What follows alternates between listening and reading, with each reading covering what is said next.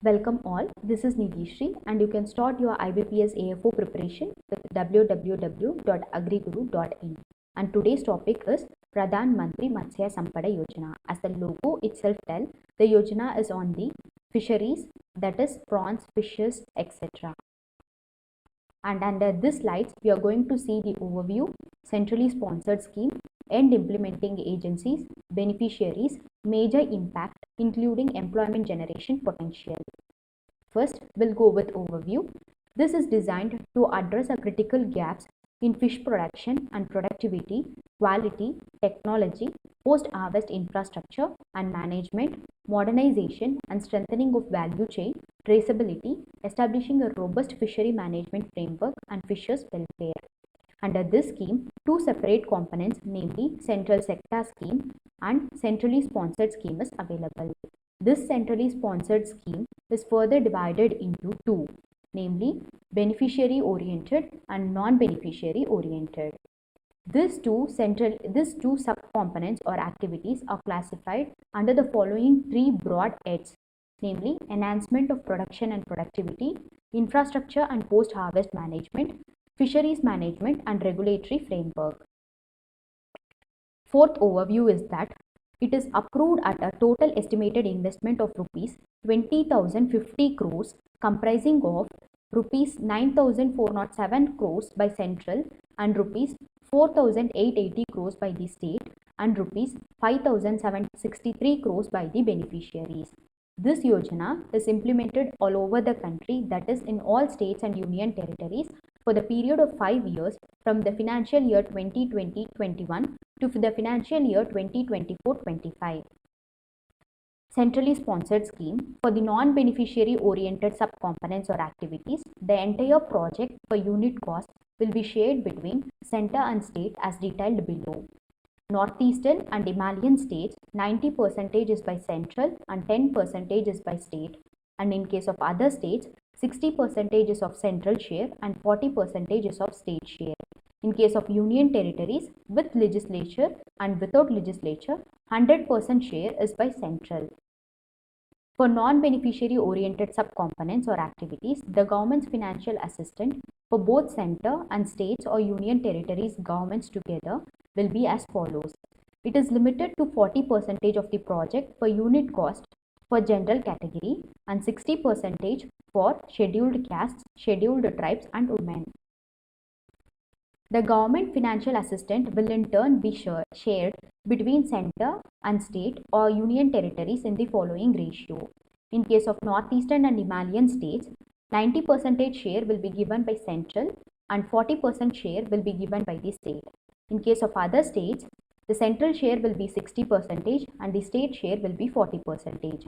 In case of union territories, 100% share will be by central share and the union territory will not contribute any share to this Yojana. One activity, namely livelihood and nutritional support for socio-economically backward, active traditional fishers, families for conservation of fisheries resources during fish ban or lean period under this scheme is continued as per the norms, guidelines and funding pattern of the saving cum relief component of the centrally sponsored scheme, Blue Revolution scheme, integrated development and management of fisheries. For this, the governmental assistance of rupees 3,000 per annum per enrolled beneficiary under this activity will be shared as detailed below. In case of northeastern and Himalayan state, 80% share will be given by central and 20% is of state share. In case of other states, 50% is a central share and 50% is state share. In case of union territories, 100% is of central share. Each enrolled beneficiary under this scheme is required to contribute rupees 1,500 annually. The beneficiary fishers will save rupees 1,500 over a period of 9 months during fishing season annually towards their contribution with a bank designated by the state or union territory Department of Fisheries. The states or union territories will devise suitable modalities to ensure transparency and smooth implementation of this activity. Depositing of beneficiary contribution on a lump sum basis in a period of 1 or 2 months may be avoided. The sharing funding pattern for this activity under the scheme is summarized as below. In case of general stage, the funding pattern is 50-50, that is 50 is central share and 50 is state share. Contribution is as follows. Center share is rupees 1500, state share is rupees 1500 and the beneficiary share is rupees 1500, the total of rupees 4500 per year. In case of Northeast and Himalayan state, it is in the ratio of 80:20, 80% by the state and 20% by the Northeast and Himalayan states. And in this case, the contribution is center share rupees 2400, state share rupees 600, beneficiary share rupees 1500 and the overall rupees is rupees 4500 per year. In case of union territories, the center share all the 100%. So the center share rupees 3000 plus the beneficiary share is rupees 1500 and the total is rupees 4500 per year. End implementing agencies. This scheme would be implemented through the following agencies, namely central government and its entities including National Fisheries Development Board, state or union territory governments and their entities, State Fisheries Development Board, any other end implementing agencies as decided by Department of Fisheries. And the beneficiaries are fishers, fish farmers, fish workers and fish vendors, fisheries development corporations, self-help groups or joint liability groups in fisheries sector, fisheries cooperatives, fisheries federations, entrepreneurs and private firms, fish farmers producer organizations or companies, scheduled castes, scheduled tribes, women, differently abled persons, state government, union territories and their entities including state fisheries development boards, central government and its entities. Major impact including employment generation potential. These are the following outcomes which is measured in the quantifiable terms.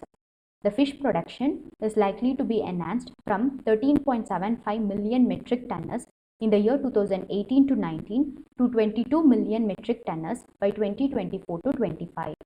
A sustained average annual growth of about 9% in fish production is expected.